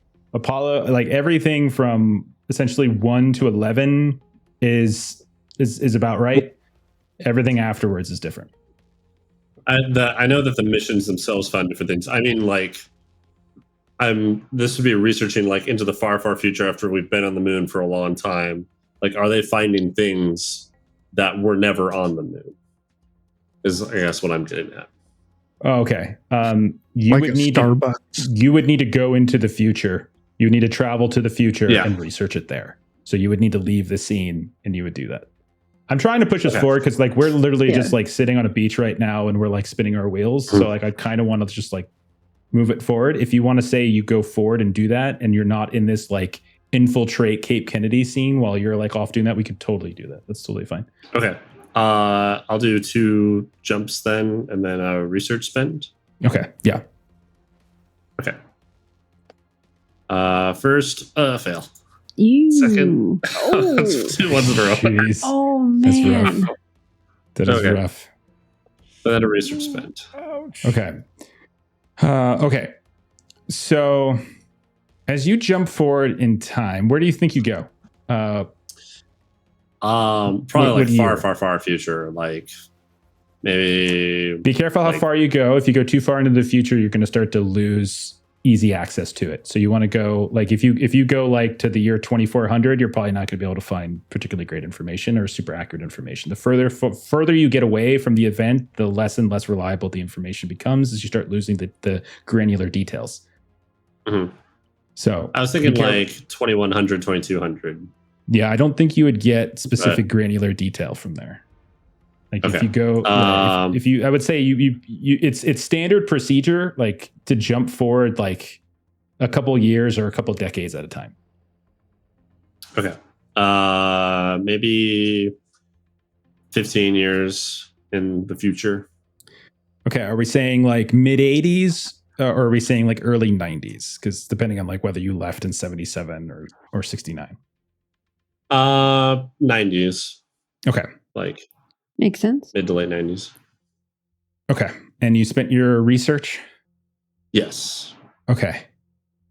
So you head into the mid 90s and you start doing your research, and you learn that basically Cold War hostilities have long been diffused, and the 90s was an age of global coalitions. The UN was growing more powerful. And you can see that they in sort of in conjunction with the US, were organizing oversight of this lunar development program and are now plotting and planning for this shared Martian scouting program. So that seems to be sort of like the big push in the 90s. What's referred to as like the moon generation, which are people from like born in the 60s and 70s, are starting to kind of get a little bit older and kind of getting into various engineering and such. You learn, however, that if you're looking specifically for like discoveries on the moon, there's something you're getting in terms of like weird like artifacts or stuff like that. None of that kind of pops up. However, you start to notice that in the 90s, there's a bit of a conspiracy theory kind of going around. There's definitely a lot of like narratives as the internet is just beginning to sort of hit, and it seems to have come a little bit sooner in this timeline than it did elsewhere. And you can see that there are like people, despite the fact that the internet is a little bit more regulated, there are still people who are like getting on these forums or getting on these call-in shows, and it seems to be kind of a fringe like publication or a fringe kind of discussion point that that there were like people think that there's inconsistencies in footage that was coming back from like the lunar base, and there's references to like missing persons from NASA, missing persons from both the mission control and from some of the Apollo missions themselves. And like you realize that there is like a 24/7 reality TV show effectively called Earth TV that's broadcasting, and it's literally broadcasting the events transpiring on Grissom Station. But there's definitely like this undercurrent of skepticism as the internet culture begins to grow. Okay, so Mac was right. The moon doesn't exist. It doesn't exist. We have bigger problems. Okay, Conspiracy theorists in any era. Relay that. Okay. I'm going to ask desperately, guys, what are you doing? I'd like to go in. Okay. We're sneaking in. Yeah, See if absolutely. I can do a little Okay. subterfuge. Late at night, it is you're essentially heading into the places where your badge gets access to. So you're getting access to like a variety of offices, a variety of like control centers, communication centers, things like that. You can see like there's like this whole PR side of the department as well. You can see that there's photographs and images of like all sorts of stuff, the Apollo missions, the Gemini missions, all these different astronauts you can see from John Glenn forward, left and right, here and there. It is still a couple weeks out from the launch, so it's kind of a skeleton crew right now. There's like a handful of people here in the offices. You don't necessarily see like a ton of people at work. You also see that there is a significant security presence. Like you can see that there are armed guards and such here and there. There's like a wing with like essentially ground vehicles that can kind of take you out to the sort of the launch center, and actually you can climb up where the frame is, where like they kind of set it all up. And all of that is like accessible potentially if you wanted it to be. The one thing that you would have trouble accessing though is where the crew has been sequestered, as that is like priority clearance. You have to be specific people, and those specific people are known, which is why it's harder for you to get in. So I don't necessarily want to access the crew themselves, but I'm interested in figuring out, like, what sort of training they're giving the crew, as in not just like physical training, but like mission parameters. Because, you go up there, you've got things you need to do up there. It's not just go up there, land, and be like, hey, we're here. So that's what I'm more or less interested in, is seeing if I can get a hold of that information. What investigative ability would you think you would be putting to use for that? Let's see here. Where would you go about finding that, if you had an idea? Yeah. I would like try and find like an area kind of near the crew quarters, but like for the staff that's taking care of them, because people have to feed them, and then other people have to interact with them to like tell them things. So I would look for an office that, in particular, just had like a lot of filing cabinets in it. Okay. Late at night, we'll say you find, you'll find an office. Don't necessarily know exactly. I have NASA personnel names. I don't have that specific NASA personnel name, so we're going to call him Ron Buttersworth. But you see R. Buttersworth on the door, and you look around. You hear the sounds of like a voice or two left and right. Is Thomas all by himself, or are all six of you huddled around him while he tries to sneak into this office? I have a different angle. Okay. So skills I can use would either be like architecture to just kind of figure out like which rooms make sense for where they're located, or Sure. If you didn't like that, then I could go with notice to make sure I notice which rooms is like as I go by, like pick up like on written details really quickly as I walk by. I like both of those. Pick whichever one you'd rather spend from. I think you'll get to the same spot. Okay. So I think architecture's neat. So Thomas, you come over, you look around, you reach down, you go to turn the knob to go into Ron Buttersworth's office, and you realize it's locked. Do you have the tools? You found the office, you're very confident. You can see like this is called like I don't know, crew manager or some shit, right? Something like that. It's essentially like an HR sort of situation. They're there to sort of manage personnel. Personnel manager, let's just call it that. What do you have any skills that you can use to potentially break in? You want to make like a burglary test or something to get in here? What sort of lock is on here? It's just a classic key lock. Yeah, that's it. It's not like it's 1969. We don't have stuff yet.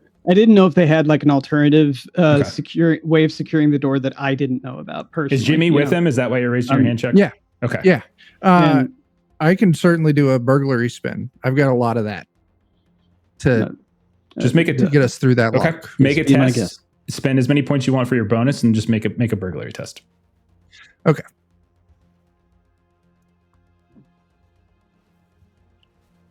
I pull through with a 4. Okay, 4 will do.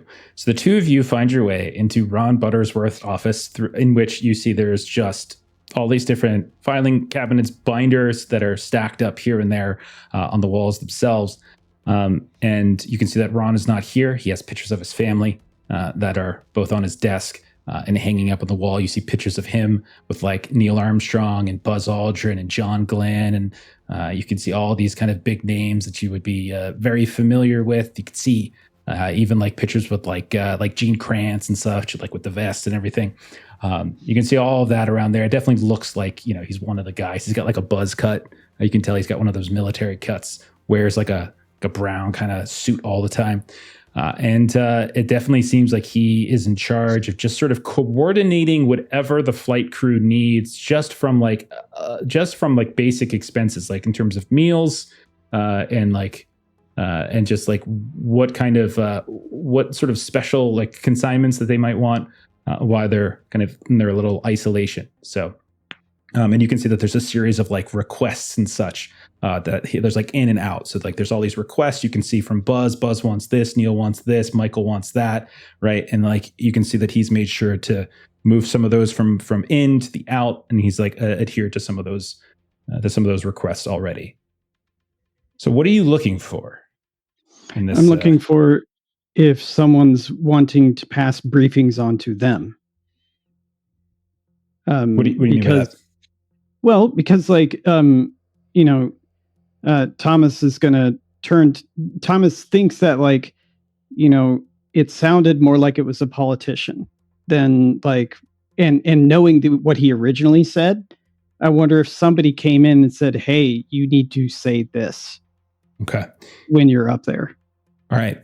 You and Jimmy get to work You start going through various files, various memos. There's tons of memos. There's definitely tons of briefs and memos that are sent to the flight crew. You can see there's various requests. Like there's all sorts of things. Like you can see various dignitaries, senators, the president, etc., like wanting this or wanting that, or this phone call or that phone call. You can see there's those types of things. You find nothing that seems to suggest that like they're being specifically groomed or trained to say certain words. There's nothing like that on here. It all seems like everything kind of just seems like pretty standard communication. Nothing in here suggests that there's like anything kind of out of the ordinary. Well, either it's not here or there goes my idea. Well, we're in the personnel office. Let's find Neil's personnel file and see if we can find anything that diverges in his personal history that may account for the change. Okay. According to the history you know. Yes. The knowledge that I know, which is the correct information versus the information that is right now, which is wrong. Okay. Jimmy, you guys have already made spends. There's no more spends that you need to make. You find personnel file for Neil Armstrong. He was born August 5th, 1930 in Washington Township, Ohio. Neil Alden Armstrong. I'm reading Wikipedia, so ignore that part. Okay. He went to Purdue University for his Bachelor of Science. He went to University of Southern California, where he got his Master's in Science. He is currently married to a Janet Sheeran. They've been married for 13 years. He has 3 children. And as you start going through all of his career, both in the United States Air Force and in NASA, based upon your trivia knowledge, the information that you know and your contemporary history knowledge, there is nothing in this to suggest that the Neil Armstrong you're reading about is anything but the Neil Armstrong that you know from the real timeline. Okay. And I'll convey that with Thomas. Like, no, I think your theory still holds up. There's an outside influence that's altering, because everything in this says we should have the Neil that says the thing that he should have said. Okay. Yeah, well. So I want to cut over, because we've been with you guys for a while. I want to cut over to Muck. Muck, you had an idea. You were going a different way. Oh. So what was it? I want to lean hard into some of the other stuff that especially Jimmy brought up. I want to, thanks to Israel, we have these badges. We're on site. But I think it'd be fun to like maybe adjust our little camouflage just slightly. Take the badge that gets us in here, but maybe use a little charm and just lean into pretending that we're associated with Kubrick. Okay. See if you can hobnob with people like, first story, loudest story. Maybe you need to make adjustments to final script. Between you and me, this is how you build inner circle. Futures. Okay. Okay. So this isn't. I don't think this has anything to do with your impersonator mesh. This has everything to do with you making a charm test. He's just making a charm test, and he likes what Jimmy said to him. He thinks it's fun to pretend he's part of Kubrick's group. Do you go does Muck maybe go to like a local bar instead, and like where definitely all these people probably hang out to some degree? Oh yeah. Okay. So just to get a different angle of information. Okay, so we see Muck decides to go to a local bar. We can see all these like fancy like sports cars and such. They're kind of parked out here and there. We can see, we hear the sounds of like live music playing. You go inside, you can see all these dudes with their collared shirts and their military haircuts. But we also see a bunch of like these like pencil pushing engineer guys, so you can see a few of those as well with these big horn rim glasses, like the big black rim glasses and stuff like that, pocket protector sticking out still.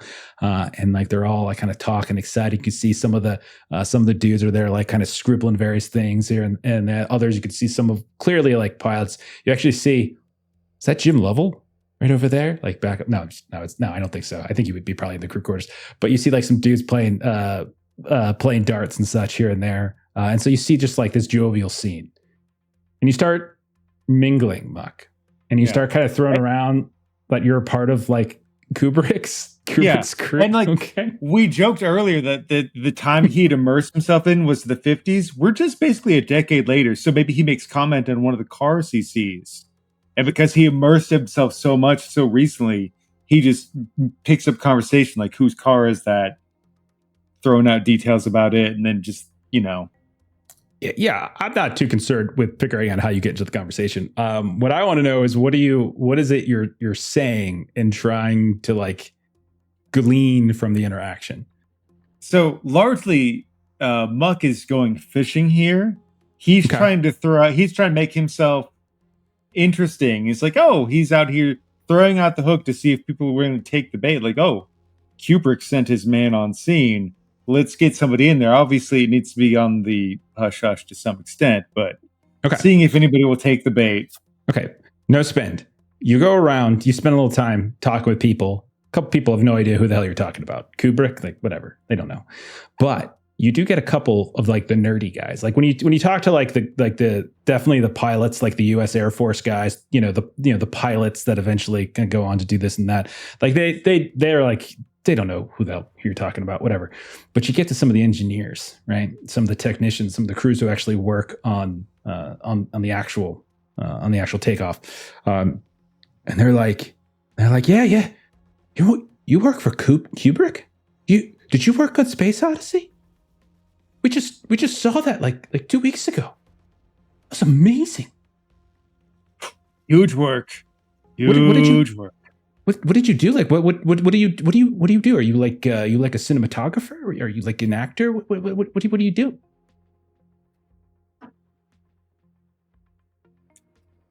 People. You people? What does that mean? I learn things. Wow. So okay. Kubrick has a great vision, but he needs smart minds for vision. You think 2001 happened just out of the blue? No. Takes up many minds to make Village. And we need new minds. Part of the script? Wow. Where did you come up with your ideas? That's amazing. Do you have People like a degree? Like you. No, stop it. Just a student of the world, not afraid to meet people smarter than me. Well, I mean, there's different kinds of intelligence. Yeah, we can do the engineering. We can send people up into space, sure. But you and your writing, you took people somewhere else entirely. You transported them into just like a different world entirely. Social engineering, real engineering. Always room to grow. Wow. So what's Kubrick working on these days? What's his next film going to be? Closer Than You Think. Huh. Well, what's that about? I see full moon rising. Full moon rising. Oh, interesting. So it's another space movie? But more about the people and the journey. The journey is the story. Yeah, you really have to experience the story through characters. Otherwise, it's a shallow experience. No, absolutely. I totally agree. So it's another space. So it's not like, is it like a sequel or? No. Okay. That one there, but this is getting there. The people that build the roads, pathfinders. Okay. So you're gonna make a movie about people who go to space? The human I'm struggle to reach the impossible. Who dares to dream an impossible dream? Huh. Well, I gotta tell you, that sounds really interesting. I understand probably you have to keep a wrap on all the plot points and such. So but those themes sound like really enticing. I'm very excited to see. He seems like a wonderful filmmaker. I can't wait. When do you think it's going to come out? pre-production is going on, but Okay. really trying to get the essence. Hoping to meet some people that have feet on the ground, real understanding. Oh, so you want like scientific consultants? Is that what you're looking for? I mean, don't want to put you in a bind, but need the real deal. Oh, I would have to check my NASA contract. There's a lot of proprietary information that we're really not allowed to share, as you might expect. But depending on the subject matter, it's certainly possible we could potentially work something out. That'd be amazing. Yeah, Names I would can love. be changed, right? Well, that's true, but I am legally obligated. If I breach my contract, they could try me for treason. So you have to be kind of careful a little bit with, how it is, Anyhow, it was Always great talking the way. with you. But I gotta go. We got an early morning tomorrow. So we'll see you later. And so you get the feeling, Muck, that he has no idea. Like, he knows who Kubrick is just because he watched Space Odyssey, but you didn't get the sense that he had any kind of, like, your fishing expedition kind of came up. Just Fair a enough. fan. Yeah. Okay. So I know that I haven't checked in with Syra or Sun Tzu or Isra for a minute, but we are at time. So let's pick up with the three of you next week as we're going to close down tonight's session there with you all having. I hate when it does that. With you all having come to Cape Kennedy, 1969, July 2nd or so, 2 weeks before the launch of Apollo 11, that's going to take Neil Armstrong, Buzz Aldrin, and Michael Collins to the moon. Things are different. The Berlin Wall went down in 1977. There's a Grissom station up on the moon, and who the hell knows what's going on yet? But that's where we're at. Gerald Ford's president. Gerald Ford is president, 1977. Right. There you go. Yeah. There's lots of we're in things. Florida. You are. Humid. Cape Kennedy. Sticky. Okay. All right. Well, that's where we're at. We'll go ahead and we'll finish it up there, and we'll pick up on that next week. And again, we'll start with Syra, Sun Tzu, and Isra. We can see what they've been doing as you guys have been moving about either Cape Kennedy's, the station itself, or the surrounds like Muck has, and we'll go from there. So you can even think about between now and then what you might want to do. But let's go ahead and do some closing plugs, and we will get on out of here. So I'm going to toss it to Maitra. You're first. What do you do on the internet, and where can we find you? I am Plays Games on YouTube, where I make system agnostic or multi-system, if you prefer, tabletop content that centers the GM and player experience that you should check out if you feel like checking that kind of thing out. Excellent. Let's see who's next. Joe, Chuck, what's going on with Defenders of Cobalt? Other side. There. No. Close enough, Joe. Wednesday we're doing what are we doing? Savage Rifts. Friday we're doing some more of our Cyberpunk campaign. It's Always Sunny in Night City. And that's what Defenders have got going for the week. Yep. Wonderful. Fantastic. And then Adam, what's going on with Cannon Otter? Well, I just got the proof copy of Skin City. And so that should be delivering to backers here real soon. We sent out a survey, so if you did back the Kickstarter, be sure to answer it if you haven't already. And then we should be getting your copies to you within a month, if not less, right? We'll have to talk with Bert. Yeah. Just a couple of other things to wrap up, but it'll be real soon. You'll have a copy in a nice, tasty copy in your hands, and then hopefully, because of all of that, Chuck will have a nice, tasty chicken nugget in his mouth. Very nice. Sounds provocative. You leaned into it. It can be. It's a literal chicken nugget. So for everyone listening, it's not like a there's metaphor for something else. No euphemism. No. Yeah. It's a actual 10-pack with some sweet and chicken sour nugget. sauce. Mm-hmm. All right. Let's see. As for us, first thing I'm going to talk about Huckleberry. If you haven't already checked out Huckleberry RPG, please do so. Our dear friend Steven has been making it. It's a wonderful game. It's coming up to backer kit later this year, but you can get a quick draw edition right now and drive through, and you can play it and have fun with it, and then come on our Discord and pester him with questions about it. It's a lot of fun. Then streaming wise, tomorrow night we're back. We're doing some, here we go. Mystery Flesh Pit, the National Park RPG. And so you can see myself, Maitre, Melissa Kipser's running that. It's a Cypher system game. It's a lot of fun. And we are jumping into the 90s. So I'm always happy to play in the 90s. Thursday, we've got Swords of the Serpentine. So if you like Gumshoe's system, if you like Kevin Culp games, we're playing another one of his. And we are nearing the end of our campaign. So we've been playing that for about half a year now. About 5-6 months. So we're nearing the end. We only got a couple episodes left. So come watch how it ends. It's a lot of fun.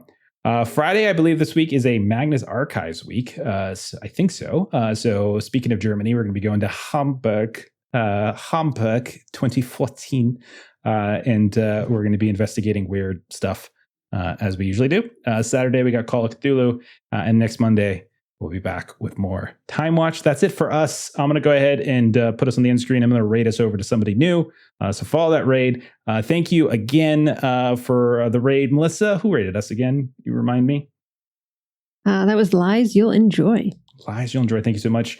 So we're going to go ahead and we're going to pay that forward and raid somebody else. So have a great rest of your night. We'll see y'all later. Bye-bye. Goodbye. Bye.